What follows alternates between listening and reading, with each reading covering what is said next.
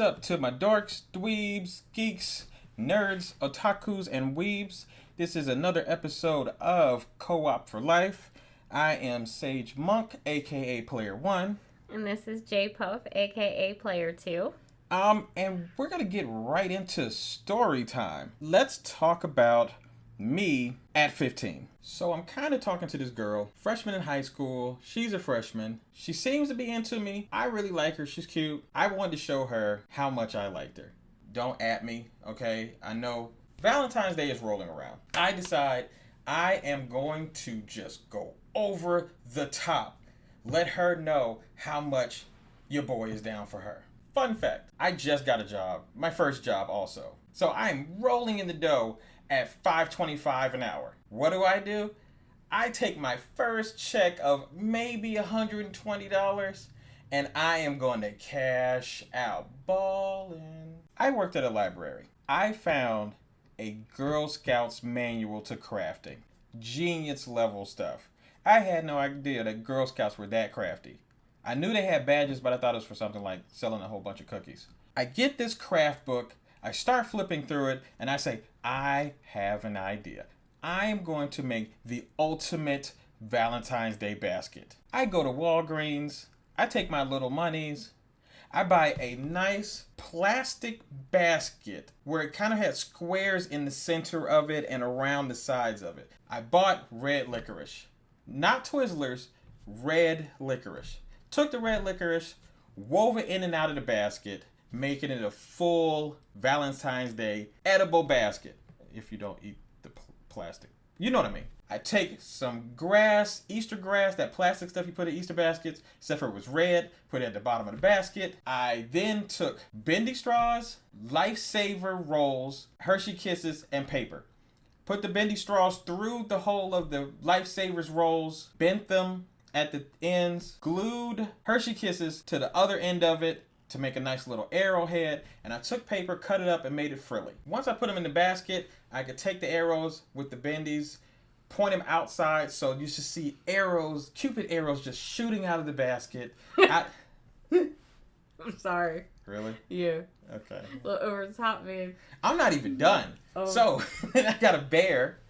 Nice little bear, put it in the basket, got a whole bunch of candies, put them in the basket too, got some handcuffs. I don't even know why. I was 15. I didn't know what I was going to do with them. They were just in there. They were pink. I thought they were cute. They were pink and tiger stripe. Don't ask me why. I just saw them next to the bear. I grabbed them. Now look, at 15, I didn't know why they were next to the bear. Now, did all of that, brought it to school. Oh my God, you couldn't tell me anything.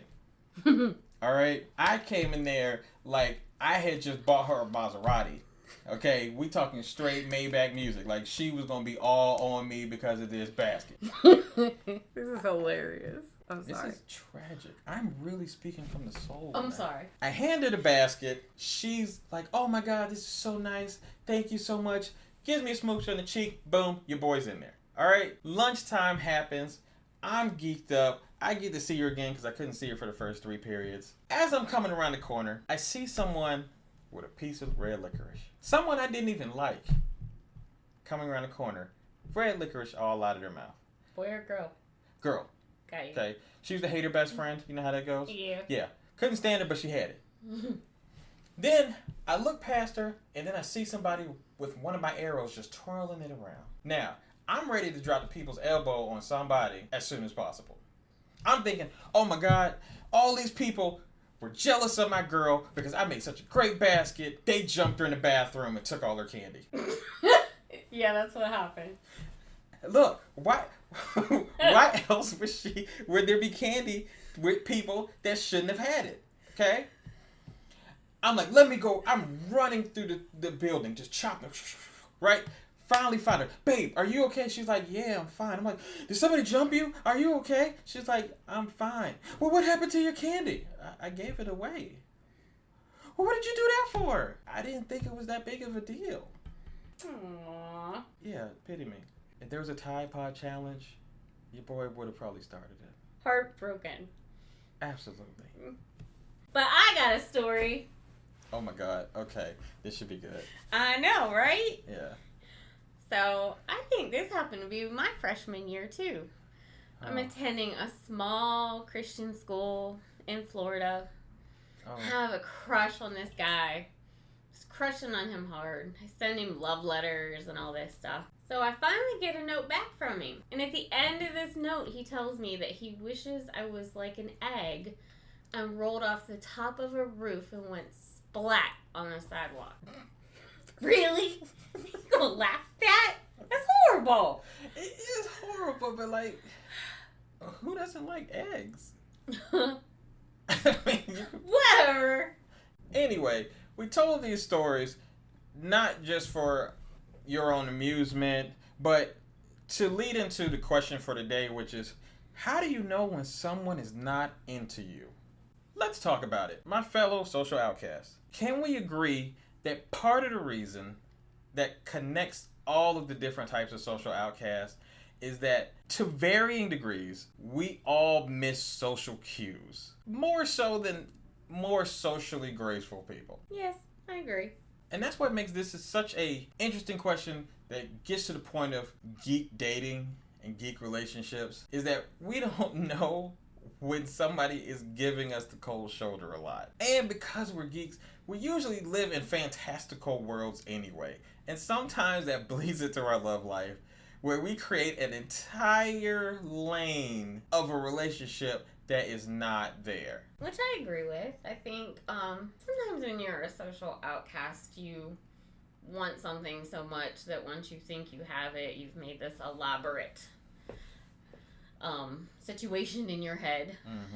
More than what's there. The common link between both of our stories, not being able to tell any clues at all that somebody might not be as into you as you are to them. Right. Even if they flew it past on a Goodyear blimp, I think some of us might not see it. I agree. Sometimes you just want something so much you don't see it. Smoke signals, text messages, messenger birds, commercials with your name in it. Even if they tell you to your face, I don't like you. Somehow we miss it. We do. So let's talk about, how do we know when someone doesn't like us or is just not that into you? I'll throw out a couple. Take it for what you want. If someone does not want to spend time with you, they're not that into you. They say you make time for people that you want to be with. So if someone doesn't want to spend time with you, that should tell you something. I know in the age of leaving people on red, even when you do kick it with them and rock with them, this is a different step. If I'm asking you out for a date and you say, sure, but then at the last minute, you find something more interesting to get into, I think it's rude for you to stand somebody up for something more interesting. It can happen on occasion. Sometimes there's just something you might not be able to pass up.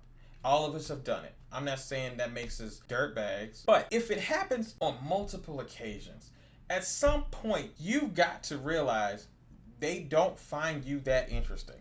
Or maybe you did go out with them once, and after that you're thinking, we had a great time, I had such a good conversation, we looked deep in our eyes, and you don't realize that probably for the whole dinner, you've been talking by yourself, and the reason she was looking deep in your eyes is because you had some crust in it. Oh, like our first date. Really? Just teasing, babe. I'm so teasing. No. People, this is what I'm talking about. I really thought our first date went well. I did. It did. Okay. Just messing with you. We had good conversation. I bought some scones, you know. Back at the scones again. But apparently I had a crusty face. You did. Yes. I promise. Another thing that can get you in trouble is, can I say something hopefully that isn't too gender specific, but I'm kind of pushing it that way? Okay. Men, listen carefully. Just because a girl is polite to you does not mean that she's into you. We have to understand that sometimes in their past, they have dealt with crazy men. So women have learned the art of the polite brush off so that you don't murder me. And I know we love to say, not all guys, you're right. But if I walk past 10 pit bulls and one bit me, the next 10 I'm gonna be a little wary of. And I'm sure if you actually asked the woman and didn't dog her out, diss her story, try to poke holes in it, she will be comfortable enough to tell you about the times that men have harassed her or went off on her because they feel like if they like her, she has to like them back, and when she doesn't, they get upset by it. I can guarantee you almost every woman you know has a story like that. So if she gives you a polite brush off, if she's polite to you, that does not automatically mean she likes you. Can I also add something in here? I don't know why my mind just went to this, but it did. And I'm going to keep this as G-rated as possible. Also, please don't send us D-pics. I don't think there's been many women that are like, oh my God, must date this man. Especially come out of the gate with that. Yeah. I know back in my time of trying to date, I would just get guys that wouldn't even say hello. I just get a message or a text with a pic. Mm-hmm. I didn't want to see. What they're going to do is they're going to laugh at you. You want me to explain what the thought pattern is there? Sure. Okay. Men are visual. If you send somebody a picture of your no-nos, we're in love. We are. We're impressed. We are. Oh my God, this girl sent this. She's really into me. And we think, because that works for us, it's going to work for you. No. Because sometimes we're not that smart. No. That's an instant no or block for me. Right. Back to the point. I'm sorry. I know we went off on a I tangent, did. But it just went into my head for some reason when you were like saying. Right. If you're supposed to be vibing with a person, you guys are having a good conversation. This is me personally. If I text you and I start having conversations and all of your answers are 2 words, I'm getting the picture you don't want to talk to me. Cool. Okay, let's move on. Also, relationships are not transactional. Let me explain. Real relationships, loving relationships where somebody's really into you for who you are and wants to be around you and just really wants to just breathe your air. Or your farts. That's a different channel, dude. I'm sorry. Okay. Next episode. Never. But if someone really wants to be with you, they're going to want to be with you, no matter what you try to offer them. But many people out here, and I know within earshot of what I'm talking about, feel that if I do something for this person, they should love me. I'm going to do this and I'm going to get something back. I'm going to buy them something and they should date me. I'm going to take them out to dinner and they should give me something. I'm going to get them some clothes and I'm going to get their loyalty. Hey, you remember that time that I dropped you off somewhere because you asked me for a ride? Where's your number? So many people are caught up on the transactional. I'm buying you. I'm buying your love. I'm buying your loyalty. I'm buying a date. And that's just not how it goes. And I've seen so many... Again, I'm a dude, so I know a lot of dudes. I've seen so many dudes that are like, well, I held the door open for her. She should at least give me her number. So you're saying the only reason that you held the door open is that so that she can give you her number? That makes you kind of a creep. Or I bought her dinner, so she should give me a little something. Right. Or, hey, I found out her favorite food. And I brought her some lunch. How dare she like somebody else other than me? She's a user. She's a gold digger. Because I expected to be able to buy her something and I get something in return. Because I think that's the way love works. It's like a business proposal. If I do something nice for you, I'm not doing it because I'm nice. I'm doing it because I want something from you. And that should be the basis of our relationship. I think too, like you said, it's not just focused on men. I don't have any real girl examples, but I think you might have had an instance or two where things have been transactional. Girls will get mad because they'll date a dude that they know is for everybody. He's community property, okay? And I'm not talking about Monopoly, but he's for everyone. Everyone knows him. Everyone has been with him. Everybody's currently dealing with him right now. And you're mad because you bought him 10 outfits and paid his cell phone bill and got him some White Castle. And now he gave another girl his number, which I'm not saying is not a jerk move. That's not what I'm saying. But what I'm saying is you did the same thing. Because you'll bring it up in the argument. After all I did for you, I expected this from you. Well, here's the problem. I don't know if you noticed, but he had a lot of shirts when he met you. And he probably got a couple after he was dating you. Or just kind of talking to you. Guess what? That means you're not the only person getting him clothes. So then you want to burn his clothes and say, well, I bet you he won't date any other chicks with his clothes. You're right. He's not. He's going to take the clothes they bought him and keep going. It's still transactional. You expect something because you bought something. No. It's not how it works. You want to know if someone's not into you? Do something like that and see if they still give you the cold shoulder. If they give you the cold shoulder, you know that person is not into you. Stop doing it. Don't redouble your efforts. Put your efforts towards someone who's going to appreciate it. It's a give and take. Mm-hmm. And I'm not saying that you should do something for somebody to do something for you, but actions speak a lot louder than words. And you want to do something for each other when you care about one another. And there are the words, each other. If you're giving and not getting back, they're not that into you. Let it go. And I know, I have known girls who do try to buy a dude. Hey, let me take you on a cruise with me. Hey, let me take you to the movies. Hey, let me get you a favorite hoodie. And then I think you'll like me. And again, as geeks, we do this sometimes. We purchase things, or we'll take someone somewhere. We'll find out all of the research on them, all the intel. Ask about them for their friends, other people they know. Sometimes stalk them on their Facebook, IG, whatever. And then we take that information and we pop up with something like, hey, I know so much about you. You've got to love me. First of all, that is stalking. Let's start there. Second, you're telling the person, please use me. We like to hit people with the notice me senpai. No, in the real world, those people are going to see you as a sucker. And if you start buying them stuff out of nowhere, they don't even really know who you are. That's how you're going to be known, as the girl or the guy that gets me stuff. So now you've become their Amazon, except for you deliver it personally. And I think the last point that needs to be made, and it should be the most obvious, but as human beings and especially geeks, we hear what we want to hear. But let's get into this. If someone tells you they don't like you, guess what? No means no. No means no. They don't like you. Period. Yeah, no means no. You know, if a girl tells you, no, you can't wear them down, or they're not interested in you, even as, I know sometimes, at least from my experience, I'm stammering and stumbling, you know, I never want to hurt anybody's feelings, so I'm not maybe as blunt and cold-hearted as maybe some girls can be or are, or to the point about a no. Like, I try to let somebody down easily, but I think if you're feeling that vibe that they just don't want to be with you, try to pick up on that and just know that they're not interested in dating with you or going out with you.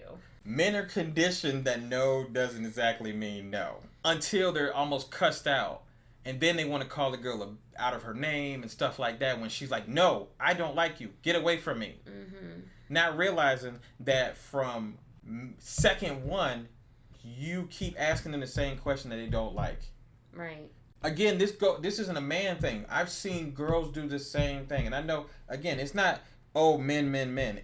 I'm speaking from my point of view, but I've also seen girls do the same thing. Right. I agree. I've seen girls say, hey, I like you, do you like me? And the guy's like, nah. And she's like, what, are you gay or something? Because there's no way in the world that you could not like her because she is that gorgeous, or whatever it is. Or you're crazy. I've seen it. I've heard it. I've read the text messages from friends of mine where girls just go off the deep end if he's like, nah, I'm good. You know, or if they're on like a dating website, you know, no, I appreciate it though, you know, but you're just not my type. Oh, well, what does that mean? Oh, you must be this, or this. Because they can't accept no. Right, and I know we're focusing a lot on the male-female relationship, but I think same-sex, too. Oh, I'm just talking about genders. Yeah. You know what I'm saying? Yeah. Again, same thing. It's, hey, I'm not into you. Oh, well, what's wrong with me? Because people take it personally because people don't like to be rejected. Right. So they take it personally. What is wrong with me? Instead of saying, hey, maybe you're not their type. And there's nothing wrong with that. But to people there are. Maybe this person, likes tall people. Maybe this person likes people over 6'5", and you're 5'10". You in your head, you're so good and so cool. They should make an exception for you. And if they don't, oh, they're a B, they're this, they don't know what they're talking about, they don't know what they're missing. You might not just be their type, but you take it personally because you think you're everyone's type. Whoever you like, you should be their type. And that's just not the way the world works. You gotta think about yourself too. I'm sure each of us has a type. You know, even for myself, obviously, I'm attracted to bigger men. Right. So, you know what I mean? And I just, you know, someone thinner approached me. It's just, they might be a wonderful guy and a wonderful person. I'm not attracted to that body type. Right. And it's nothing against them as a person or as a man or a human being. It's just... Right. You know, so and each person listening, I'm sure you have a type. You know, you like he said, you might like tall people or short people or heavy people, thin people. You know, blondes, dark haired, whatever. Right. You know, so each person has a type. So no means no. If they're not into you, they're not into you. If they're telling you they're not into you, whether they say it mildly, politely, one time, no is no. And I get, you have dudes who are like, well, I had to keep coming back and that's eventually how I got her. Good for you. I'm glad that worked for you. But for many people that doesn't work, and it makes them uncomfortable when you keep, and girls too, it makes them uncomfortable when you keep trying to talk to them and they don't want to talk to you. And then they have to cuss at you or tell you get away, and then you want to get butthurt because they were yelling or mean to you when you couldn't just take no.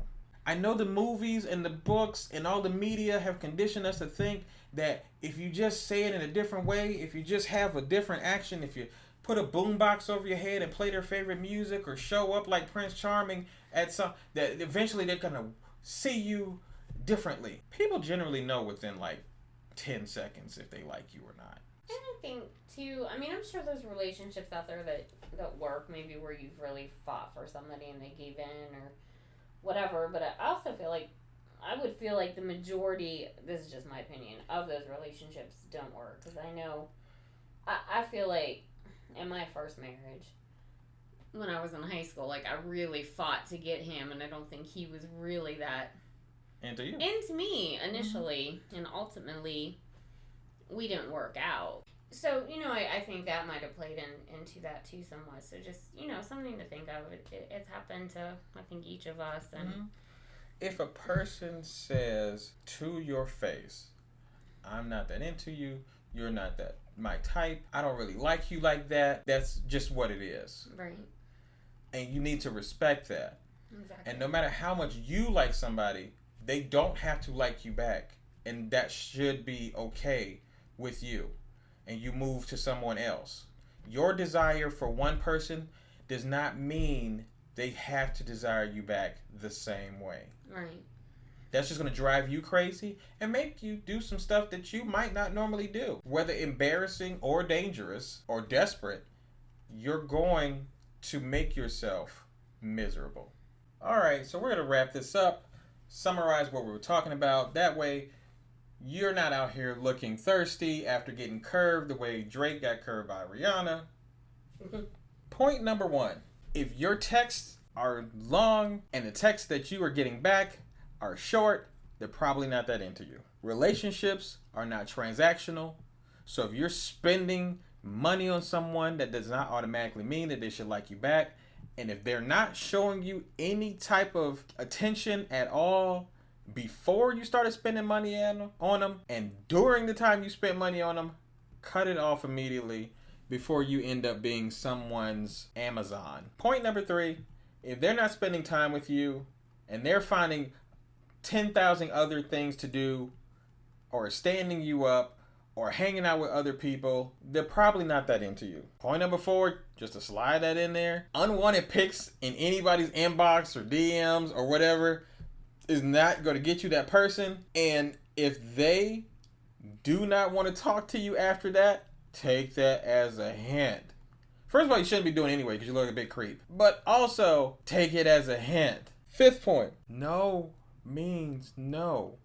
I don't like you means I don't like you. Let me give you some other phrases. I'm not that into you. You're not my type. You're a creep. Why are you outside my window? Hey, I see you in the bushes. I'm calling the police. If you were the last person on earth, I wouldn't date you. All of these things mean I don't like you. And your reply to that shouldn't be, so what are you trying to say? I think we've wrapped this up quite nicely. I think so too. If you like what you heard, please join the conversation and enter your comments below. And please be sure to hit the like and subscribe button. And definitely make sure to follow us on Twitter at Co-op for Life 1, where you can comment or leave questions. Or if you just want to email us directly, you can email us directly at coopforlifegaming@gmail.com. And this has been another episode of Co-op for Life. Good advice. For average geeks. Later geeks. Geeks.